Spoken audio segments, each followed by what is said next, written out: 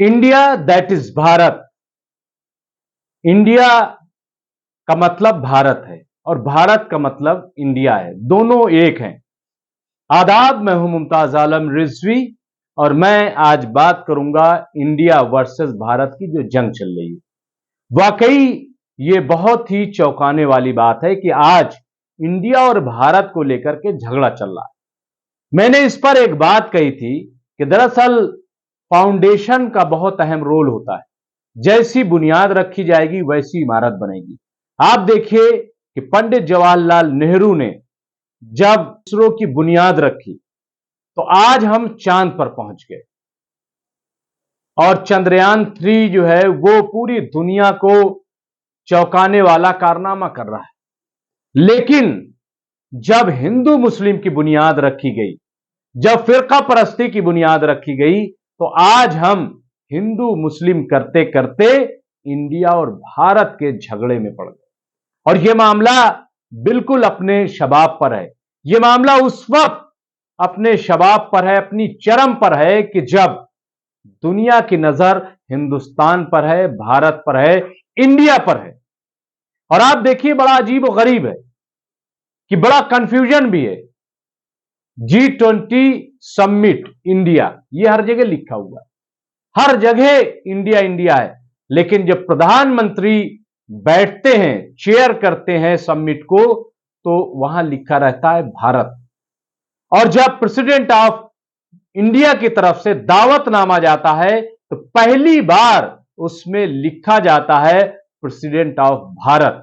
और यहीं से एक बहस छिड़ जाती है कि आखिर यह क्या होने जा रहा है। क्या जो इंडिया है उसका नाम अब भारत रख दिया जाएगा? फिर सवाल यह है कि बगैर कोई तरमीम के, बगैर बदले इसको ऐसे कैसे किया जा सकता है? क्या कोई भी कुछ भी कर सकता है? क्या जो लोग यह दावा करते हैं कि हम संविधान को मानते हैं, तो फिर संविधान को मानने वाले इस संविधान की खिलाफ वर्जी क्यों कर रहे हैं? सुप्रीम कोर्ट ने ऐसी पिटीशन को खारिज कर दिया था और कहा था यही कि हमारे संविधान में, हमारे कॉन्स्टिट्यूशन में साफ साफ लिखा है India that is Bharat. India ही दरअसल भारत है और भारत ही दरअसल इंडिया है। जब यह चीज लिखी गई और यह पिटीशन भी खारिज हो गई, और अभी नहीं बल्कि 3 साल पहले इस तरह की कोशिश की गई थी, उसको सुप्रीम कोर्ट ने यही कहते हुए खारिज कर दिया। और उस वक्त chief justice of India justice S.A. Bobde थे। उन्होंने यहां तक कहा कि आखिर यह पिटीशन दाखिल कैसे की गई और क्यों दाखिल की गई, जबकि यह तो संविधान के खिलाफ है, यह तो आईन और कॉन्स्टिट्यूशन के खिलाफ है, क्योंकि कॉन्स्टिट्यूशन में साफ साफ इसकी वजाहत कर दी गई है कि दोनों में कोई फर्क नहीं है, भारत और इंडिया। लेकिन जिसने पिटीशन दाखिल की थी, जिसने याचिका दाखिल की थी, उसने कहा था कि दरअसल इंडिया जो है वो ग्रीक शब्द, ग्रीक लफ्ज इंडिका से बना है और इसलिए इसको निकाल देना चाहिए, इंडिया की जगह भारत ही रहना चाहिए। यानी जहां अंग्रेजी में भी इंडिया इस्तेमाल होता है वहां इसको भारत कर देना चाहिए। वरना आप देखिए कि 3 नाम बहुत ही आम है, यानी इंडिया, भारत और हिंदुस्तान। सारे जहां से अच्छा हिंदुस्तान हमारा, हम बुलबुले हैं इसकी, ये गुलसिता हमारा। अभी जब फ्रांस में, जब वहां पे फ्रांस डे मनाया जा रहा था, तो वहां पे यही गीत जो है वो हमारे फौजियों ने बजाया था कि सारे जहां से अच्छा हिंदुस्तान हमारा। तो क्या कल को हिंदुस्तान भी बदल दिया जाएगा और इसकी जगह भारत किया जाएगा? और बहुत मकामात पर I love India, make in India, made in India और न जाने क्या क्या खुद नारा इस भाजपा सरकार ने दिया है। फिर अचानक इसको क्यों यह लगा कि इंडिया को भारत कर दिया जाए, या जहां जहां भारत की जगह इंडिया है उसको भारत कर दिया जाए? यह तब्दीली क्यों? लेकिन सुप्रीम कोर्ट ने जो वर्डिक्ट दी है वो बिल्कुल क्लियर कट कर दिया है कि ऐसा मुमकिन नहीं है, ऐसा नहीं किया जा सकता, आप इंडिया को भारत नहीं कर सकते, ये कहते हुए पिटीशन खारिज कर दी। अब सवाल यह है कि ऐसी जरूरत क्यों पड़ गई, क्यों इंडिया को भारत करने की इतनी जल्दबाजी हो गई? अगर कोई काम करना है तो आखिर ये सरकार कोई वक्त क्यों नहीं लेती है, उस पर अपना दिमाग क्यों नहीं खपाती, उस पर गौर फिक्र नहीं क्यों नहीं करती, उस पर तमाम जो अपोजिशन पार्टियां उनको क्यों नहीं बुलाती?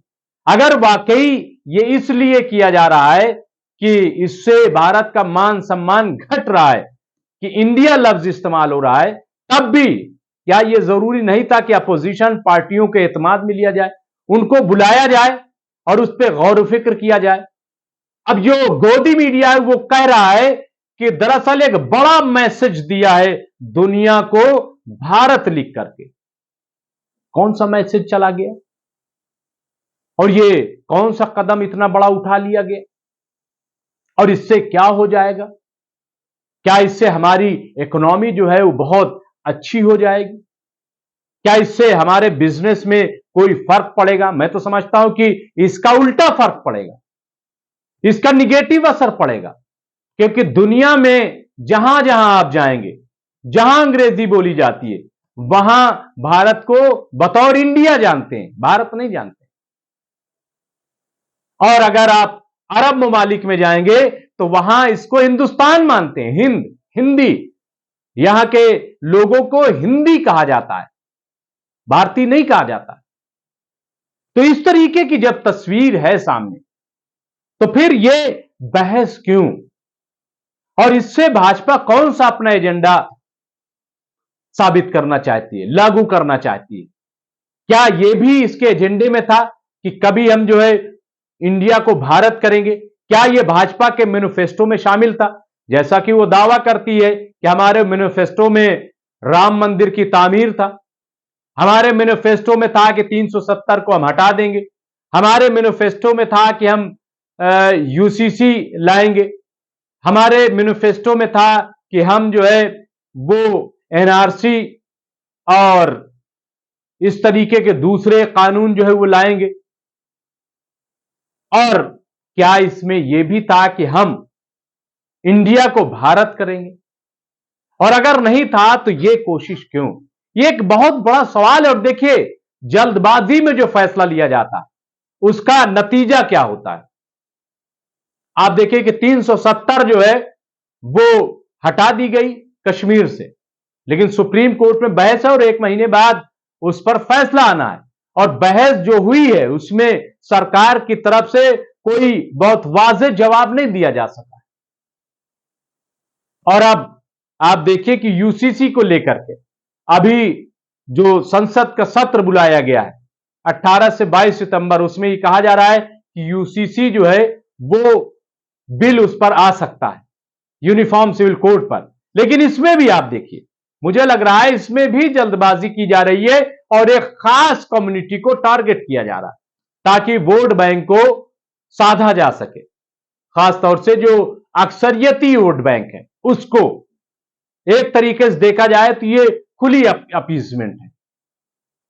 और यह हुआ क्यों? क्योंकि अपोजिशन ने अपना नाम इंडिया रख लिया। इससे जो है भाजपा को मिर्ची लग गई, क्योंकि उनको लग रहा है कि हर जगह इंडिया इंडिया इंडिया होगा तो इससे बहुत भारी नुकसान हो जाएगा। लेकिन यह डर क्यों? क्या नाम रख लेने से कुछ हो जाएगा? क्या कोई आम इंसान जब अपना नाम राम रख लेता है तो क्या वो भगवान राम हो जाता है? क्या कोई शख्स अपना नाम जब श्याम रख लेता है तो क्या वो भगवान कृष्ण हो जाता है? कोई अपना नाम शंकर रख लेता है तो क्या वो उसका जो वो भगवान शंकर हो जाता है? नहीं होता है, नहीं होता। इसी तरीके से क्या कोई नाम अपना इमाम ये हुसैन रख ले तो क्या वो इमाम हुसैन हो जाएगा? यानी इसी तरीके से कई मिसालें दी जा सकती हैं। तो ऐसा मुमकिन नहीं है। फिर ये खौफ क्यों, इतना डर क्यों? दरअसल ये डर जो है वो ये है कि पिछले 9 साल में जितने वादे इस सरकार ने अवाम से किए थे, जनता से किए थे, वो पूरे नहीं किए गए। आप मैनिफेस्टो 2014 का उठाकर देख लीजिए। इस सरकार ने सबसे पहला वादा जो किया था वो किया था कि हम महंगाई को कम करेंगे। आप मैनिफेस्टो भी उठा लीजिए और आप पीएम मोदी की तकरीरें भी उठा लीजिए और वो नारा याद कीजिए कि जब कहा गया था कि बहुत हुई महंगाई की मार, अब की बार मोदी सरकार। और दूसरा बड़ा वादा जो नौजवानों से किया गया था, वो वादा किया गया था कि हम रोजगार देंगे। हर साल 2 करोड़ नौजवानों को रोजगार दिया जाएगा। लेकिन ना तो महंगाई कम हुई और ना तो नौजवानों को रोजगार मिला। आज अगर 50,000 वैकेंसी निकाली जाती है और उसमें भर्ती की जाती है तो उसको प्राइम मिनिस्टर ऐसे बांटते हैं कि जैसे कहीं रामायण खत्म हुई हो, अखंड रामायण, और उसके बाद पंजीरी बांटी जाती है। इस तरीके से उसको प्रोपगेट किया जाता है। क्या पहले भर्तियां नहीं हुई? क्या पहले नौजवानों ने नौकरियां नहीं की? तो क्या इसी तरीके से बांटा जाता है? खैरात की तरह जो है नौकरियां बांटी जाती हैं।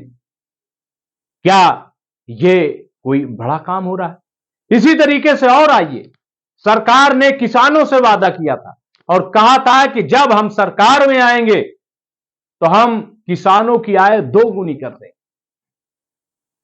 आप देखिए 2019 हुआ नहीं हुआ, लेकिन फिर 18 में इसको दोहराया गया कि 2022 तक तो हम किसानों की आय 2 गुनी कर देंगे। लेकिन वो आय 2 गुनी नहीं हुई, बल्कि किसानों के खिलाफ काम किया गया।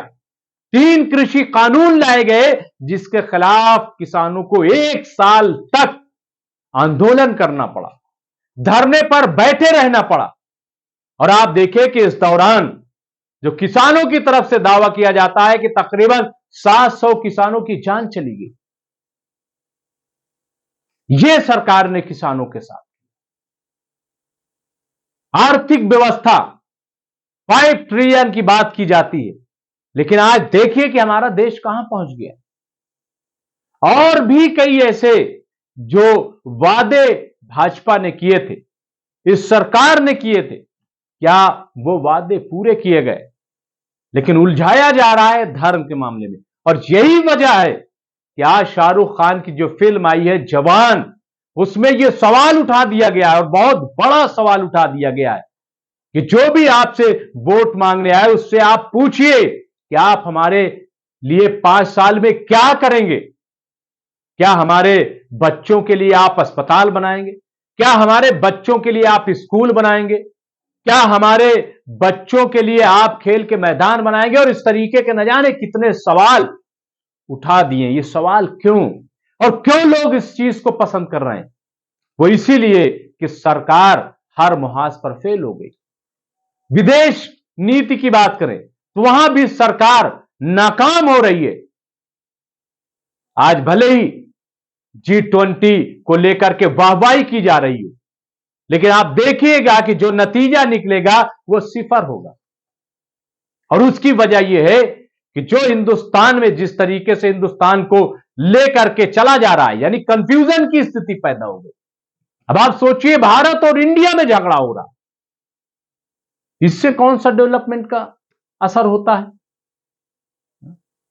आज हर जगह मोदी मोदी हो रहा है तो कोई नरेंद्र नामोदर या इस तरीके तो नहीं कह रहा है, कोई नरेंद्र मोदी कह रहा है, कोई नमो नमो कर रहा है तो बड़ा आप खुश होते हैं। नमो नमो और नरेंद्र मोदी दोनों एक ही तो हैं, दोनों एक ही हैं, लेकिन आप बहुत खुश होते हैं जब नमो नमो किया जाता है। हर हर मोदी, घर घर मोदी, तो सिर्फ मोदी कहा जाता है तो आप बड़े खुश होते हैं। हालांकि मोदी तो बहुत हैं, 1-2 नहीं कई हैं, और इस मामले में राहुल गांधी फंस भी गए क्योंकि वो लोग भी मोदी ही हैं जो देश को लूट कर भाग गए, ललित मोदी और न जाने कौन कौन मोदी। मैं उनका नाम नहीं लेना चाहता। कहने का मतलब ये किस किस्म की बहसें जो छेड़ी गई हैं वो अफसोसनाक है। और जबकि सुप्रीम कोर्ट का साफ साफ इस मामले में फैसला भी आ चुका है, सिरे से पिटीशन खारिज की जा चुकी है, उसके बावजूद ये बहस छेड़ी गई है। ये क्यों और इसका नतीजा क्या होगा? बहरहाल हम आपको अपडेट देते रहेंगे, लेकिन ये जो खबर निकल के आई है इस पर गौर करने की जरूरत है। बहुत बहुत शुक्रिया।